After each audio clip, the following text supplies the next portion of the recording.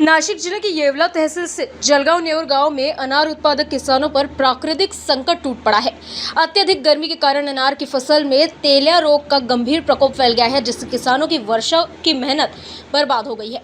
किसान बबन शिंदे, गोकुल शिंदे और योगेश शिंदे ने 4 साल की कड़ी मेहनत और लाखों रुपए के निवेश से 6 एकड़ में अनार की बाग तैयार की थी। रोग पर नियंत्रण के लिए महंगी दवाइयों का छिड़काव, उर्वरकों का उपयोग और विशेष देखभाल भी की गई थी, लेकिन कोई लाभ नहीं मिला। आखिरकार किसानों को ट्रैक्टर और कुल्हाड़ी की मदद से पूरी बाग उखाड़ने का कठिन निर्णय लेना पड़ा।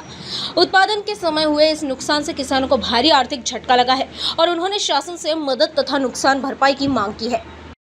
डाळिंबाचा 6 एकर डाळिंबाचा बाग होता आणि 6 एकर डाळिंबाचा बाग असल्यामुळे काय काय काय तोडला काय तोडलं त्याची डाळिंबाच्या बागावर तेल्या आल्यामुळं तेल्याचा प्रादुर्भाव झाल्यामुळे आम्ही डाळिंब तोडतोय. किती एकर द्राक्ष डाळिंबाचा बाग होता डाळिंबाचा बाग 5 ते 6 एकर 5 ते 6 एकर होता. त्या तेल्याचा प्रादुर्भाव असल्यामुळे तो तोडण्यात येत आहे. समजा ह्यो किती वर्षापासून लावला आम्ही 4 ते 5 वर्षापासून हा डाळिंबाचा बाग करतो आणि त्याचा आम्हाला 1 रुपया बी झाला नाही.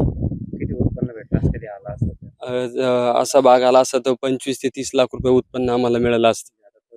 काहीच त्याच्या आता ह्या वर्षी 1 रुपया बी मिळाला नाही आम्हाला. तोडण्याची वेळ आलेली आहे आम्हाला.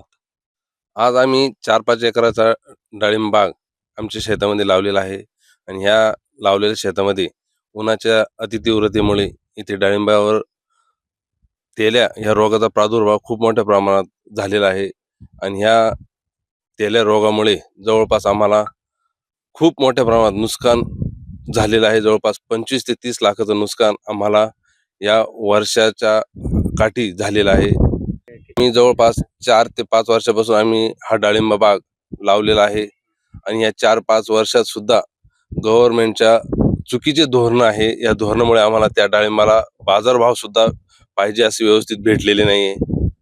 आज बघितलं तर गव्हर्नमेंटने जी काही शेतकरी कर्जमाफी दिलेली आहे त्याचे निकष जर बघितले तर खूप कठीण निकष आपल्याला त्यातून कर्जमाफीतून बघायला भेटतात आणि एवढ्या निकषातून कोणाला कर्जमाफी भेटते कोणाला नाही अशी कठीण परिस्थिती या शेतकऱ्यावर या सरकारने आणलेली आहे.